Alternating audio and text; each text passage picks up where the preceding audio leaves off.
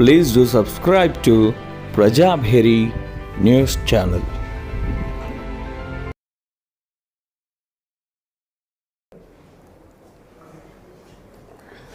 మన రేవంత్ రెడ్డి గారికి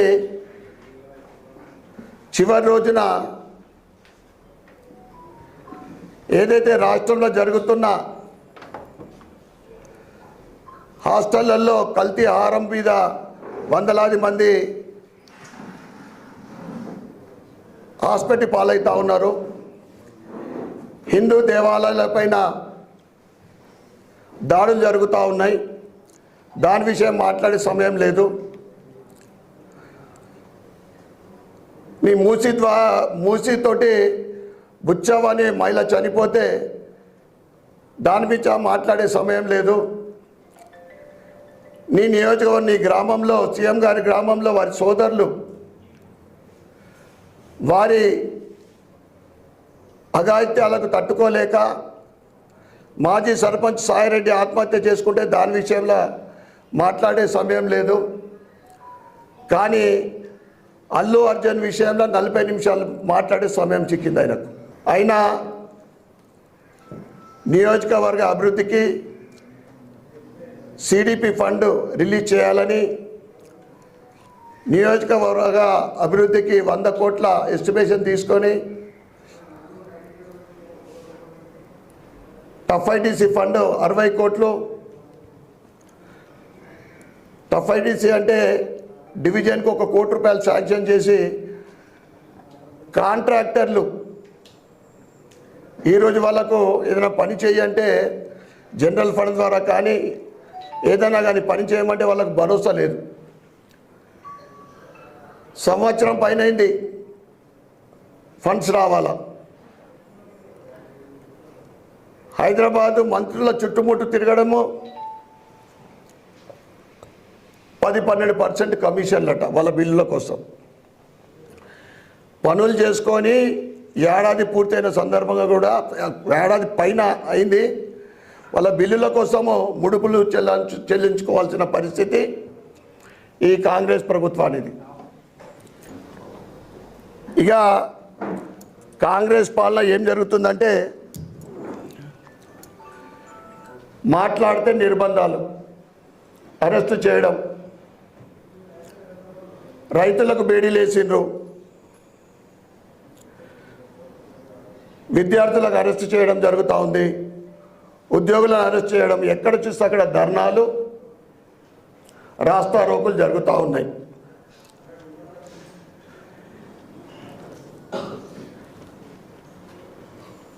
తెలంగాణ ప్రజలకు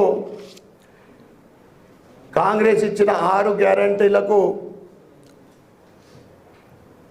ఆ గ్యారంటీలు అమలు చేయక రాష్ట్రంలో డైవర్షన్ పాలిటిక్స్ జరుగుతున్నాయి. కేవలం సర్వే అనే పేరు మీద 1 నెల రోజులు గడిపిండ్రు. ఇప్పటికీ ఇది కూడా సర్వేది క్లారిటీ లేదు. మీరు ఇందిరమ్మ ఇండ్లకు 100 రోజులు అని చెప్పి ఆ తర్వాత దసరా అన్నారు. ఏప్రిల్లో భద్రాచలంలో అనుకుంటా రామ్లోరి సాక్షిగా రేవంత్ రెడ్డి గారే ప్రారంభించారు ఆ స్కీమ్ని. అది పత్రికా ప్రకటనలు పేపర్లో ఫుల్ పేజీలకే పరిమితమైంది తప్ప ఆ తర్వాత పొంగులేటి శ్రీనివాస్ మంత్రివర్యులు దసరా అని చెప్పిండ్రు. ఈ ఇందిరమ్మ ఇండ్లు దేవుడికి ఎరక కానీ అయ్యా నా దగ్గర మా ఇందూరు నియోజకవర్గంలో 400 డబుల్ బెడ్రూమ్ ఇండ్లు, 200 పైచీలకు కలెక్టర్ ఆఫీస్ దగ్గర 80% కంప్లీట్ అయిన డబుల్ బెడ్రూమ్ ఇండ్లు అయినా కానీ కంప్లీట్ చేసిస్తే అది పేదోళ్లకు 10 ఏళ్ల నుంచి ఎదురు చూస్తున్న పేదోళ్లకు ఉపయోగపడతాయని మొదటి నుంచి నేను ఇక్కడ కలెక్టర్ గారికి, ఇన్ఛార్జ్ మినిస్టర్ గారికి, ముఖ్యమంత్రి రేవంత్ రెడ్డి గారికి నేను తెలుపుతూ ఉంటే అరకొర నిధులు 1.25 crores శాంక్షన్ చేయడం జరిగింది. అది ఏమాత్రం సరిపోదు. మళ్ళీ నేను జూపల్లి గారికి 1.5 crores మీరు రిలీజ్ చేస్తే ఈ 600 పైచీలకు డబుల్ బెడ్రూమ్లు కంప్లీట్ చేసి ఇచ్చే మనం ఇవ్వచ్చు అని చెప్పడం జరిగింది. ఆ తర్వాత ఇక డైవర్షన్ పాలిటిక్స్ ఎట్లున్నదంటే కేటీఆర్ని అరెస్ట్ చేయడం ఒక డ్రామా, హైడ్రా అదొక పెద్ద డ్రామా. ఈ హైడ్రా, ఈ ఫ్యూచర్ సిటీ ఇవన్నీ కూడా పెద్ద స్కామ్. వేలాది కోట్ల రూపాయల స్కామ్ కోసమే, దోపిడీ కోసమే ఇవన్నీ నాటకాలు ఆడుతూ ఉన్నారు.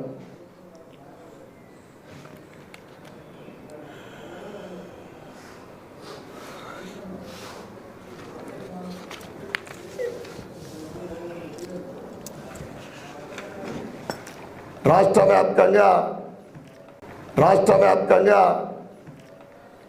ఇచ్చిన గ్యారెంటీలకు దిక్కు లేదు. వేలాది కోట్ల రూపాయల ప్రకటనలకు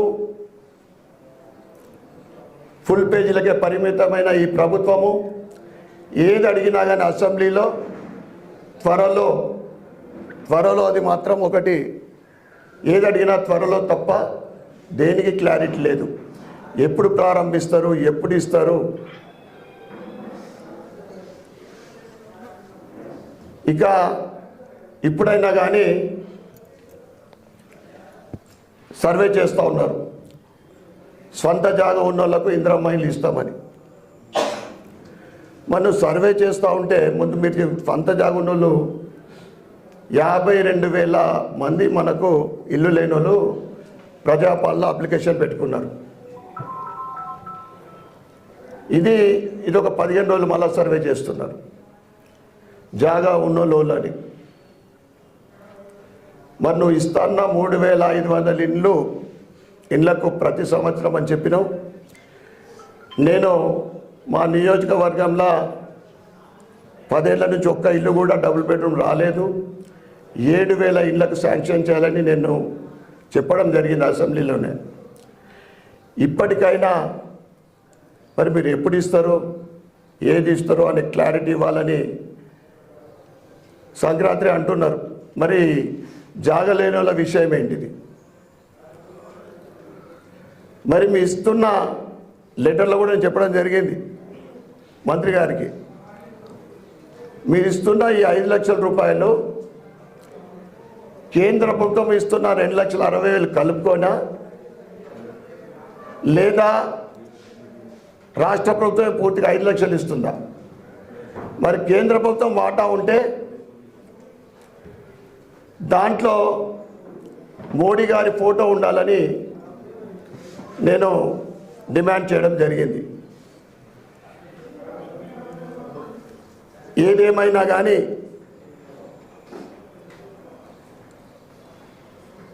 ఇందూరు అర్బన్ నియోజకవర్గము అభివృద్ధి కోసము నా వంతు నిరంతరం కృషి చేస్తూ ఉంటా. మన జిల్లా మాజీ మంత్రి పెద్ద మనిషి సుదర్శన్ రెడ్డి గారిని తీసుకొనే పోయినా. ఎందుకంటే ఆ కాడ ఒకటి నా భుజం మీద, ఇంకోటి ఆయన భుజం మీద పెట్టినా, అంతే కదా. రాజకీయం అంటే ఎలక్షన్లలో రాజకీయం చేద్దాం, ఆ తర్వాత అభివృద్ధి చేద్దామని చెప్పి ముఖ్యమంత్రి గారి దగ్గరికి తీసుకెళ్ళడం జరిగింది. సానుకూలంగా స్పందించిండు. తప్పకుండా సిడిపి ఫండ్ సంవత్సరమైందా, నేను కూడా మొట్టమొదటి ప్రభుత్వం అనుకుంటా సంవత్సరమై సిడిపి ఫండ్ రిలీజ్ చేయలేదు, ఎమ్మెల్యే ఫండ్.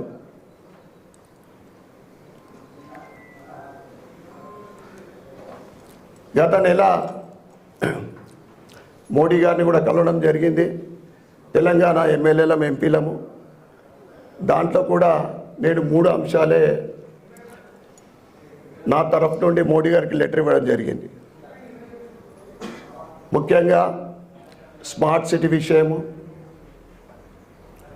రెండోది చారిత్రాత్మక కట్టడమైన కిల్లా రామాలయము టూరిజం డిపార్ట్మెంట్ తోటి డెవలప్ చేయాలని, మూడవది స్పెషల్ ఫండ్ రిలీజ్ చేయాలని మోడీ గారికి కూడా నా నియోజకవర్గం నుండి రిక్వెస్ట్ చేయడం జరిగింది.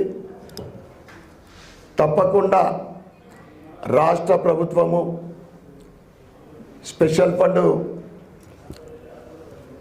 రిలీజ్ చేయాలని, రిలీజ్ చేస్తుందని నేను ఆశిస్తూ ఉన్నా. ఏదైతే 60 కోట్ల టఫ్ఐడిసి ఫండ్ 23 కోట్లు రిలీజ్ అయినాయని నిన్న ఒక న్యూస్ వచ్చింది. ఎందుకంటే 37 కోట్ల పనులై కాంట్రాక్టర్లకు డ్యూలు ఉన్నాయి. అవి కంప్లీట్ అయితే మళ్ళీ వర్కులు కూడా స్టార్ట్ అవుతాయి. సిడిపి ఫండు, ఎస్డిఎఫ్ ఫండు,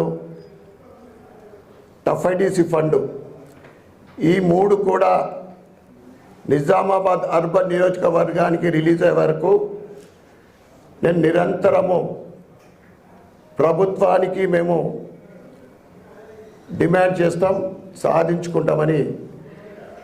దీంతో సరిపోదు. ప్రస్తుతం అయితే చాలా అవసరం ఉంది. నిజామాబాద్ నగరంలో రోడ్లు అధ్వానమైన పరిస్థితి, drainage, storm water, zero beautification, వీటన్నిటి గురించి తప్పకుండా ఫండ్ తీసుకొస్తామని తెలియజేస్తూ అందరికీ థ్యాంక్ యూ, ధన్యవాదాలు.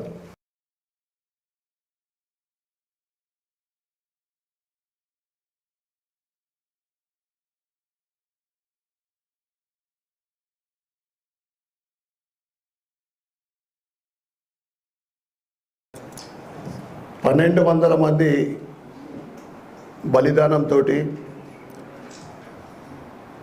తెలంగాణ సాధించుకున్నాం.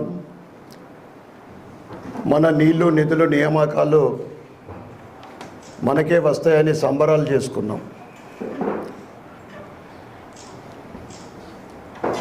10 సంవత్సరాల బీఆర్ఎస్ పరిపాలన పూర్తిగా అవినీతిమయం, అహంకారమైన ప్రభుత్వాన్ని బుద్ధి చెప్పాలని ప్రజలు బీఆర్ఎస్కు బొందపెట్టి సంవత్సరం క్రితము కాంగ్రెస్ ప్రభుత్వాన్ని గెలిపించింది. ఆయన ఇచ్చిన ముఖ్యమంత్రి రేవంత్ రెడ్డి గారు, అప్పటి పిసిసి అధ్యక్షుడు,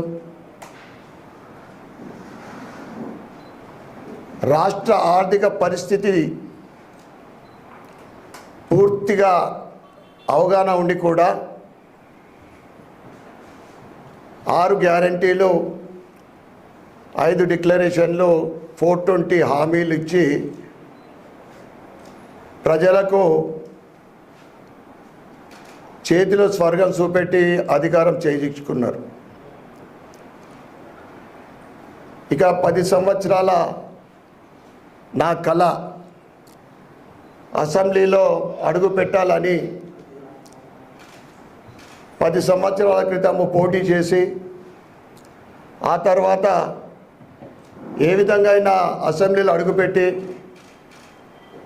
నా నియోజకవర్గ ప్రజలకు సేవ చేయాలా, నియోజకవర్గాన్ని అభివృద్ధి చేయాలా అనే ఏదైతే లక్ష్యంతో, ఆశయంతో అడుగుపెట్టినో సంవత్సర కాలం గడిచింది. ఈ కాంగ్రెస్ ప్రభుత్వ పరిపాలన చూస్తే ఎట్లా ఉందంటే, వాళ్ళు ఇచ్చిన ఏ గ్యారంటీకి దిక్కు లేదు. ఇక తూతూ మంత్రంగా అసెంబ్లీ సమావేశాలు, నియోజకవర్గ సమస్యలు, ఇచ్చిన గ్యారంటీల గురించి మాట్లాడదామంటే సమయం ఉండదు, ఇయ్యరు, మైక్ ఇయ్యరు, 0 అవర్ అని దాన్ని పూర్తిగా దాటేస్తారు. క్వశ్చన్ అవర్లో క్వశ్చన్లు పెట్టుకుంటే రానియకుండా చూస్తారు బీజేపీ వాళ్ళకి. 18 సమస్యల మీద నేను క్వశ్చన్లు పెడితే అది ఎట్లనో లక్కీగా ఒక క్వశ్చన్ సెలెక్షన్ అయింది. అది మీ అందరు కూడా చూడడం జరిగింది. సిడిపి ఫండ్ విషయంలో, స్పెషల్ ఫండ్ విషయంలో మాట్లాడడం జరిగింది. అనేక అంశాలు మాట్లాడటానికి నేను ప్రిపేర్ అయిన అసెంబ్లీలో. ముఖ్యంగా తెలంగాణ వస్తే గరీబోళ్లకు ఆసరా మాకు అనేక సంవత్సరాల నుండి నా నియోజకవర్గంలో అనేక వేలాది మంది 10 సంవత్సరాల క్రితము ఇల్లు లేని వాళ్ళకు సంబరాలు చేసుకున్నారు. డబుల్ బెడ్రూమ్ ఇస్తారు. బిడ్డే అల్లుడు వస్తే డబుల్ బెడ్రూము, మేకలు ఏడ కట్టుకునాలా, కోళ్ళు ఏడ కమ్మాలా, ఏదేదో వర్ణించి చెప్పి సంబరాలు చేసుకుంటే ఆ డబుల్ బెడ్రూమ్ కాదనే బీఆర్ఎస్కు ముందు పెడితే ఇందిరమ్మ ఇండ్లు ఎటువంటి నిబంధన లేకుండా ఎలక్షన్ టైంలో హామీ ఇవ్వడం జరిగింది. ఏంటిది? ఇల్లు లేని ప్రతి ఒక్క పేదోళ్లకు ఇండ్లు ఇస్తాం, జాగా లేని వాళ్ళకు జాగాతో పాటు ఇల్లు కట్టిస్తామని చెప్పడం జరిగింది. దాని విషయంలో నేను బాగా ప్రిపేర్ అయినా, అవకాశం దొరకలే. ఇక స్టూడెంట్ విషయంలో అనేక హాస్టళ్లలో జరుగుతున్న కల్తీ ఆహారం తిని ఈరోజు ఎక్కడ చూస్తే అక్కడ హాస్టళ్లలో వాళ్ళు రోగాల బారిన పడుతూ ఉన్నారు. ఇవన్నీ మాట్లాడకుండా తూతు మంత్రంగా అసెంబ్లీ ఎప్పుడు పూర్తి చేయాలనే ఆ స్పీడ్ తప్పింది తప్ప ఏం కనిపించలేడా. ఇక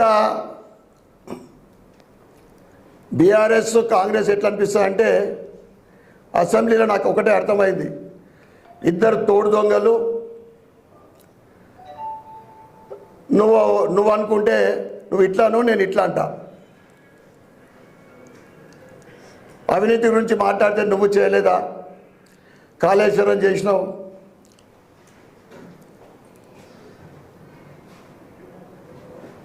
అదేవిధంగా 1000 కోట్ల గొర్రెల స్కాము,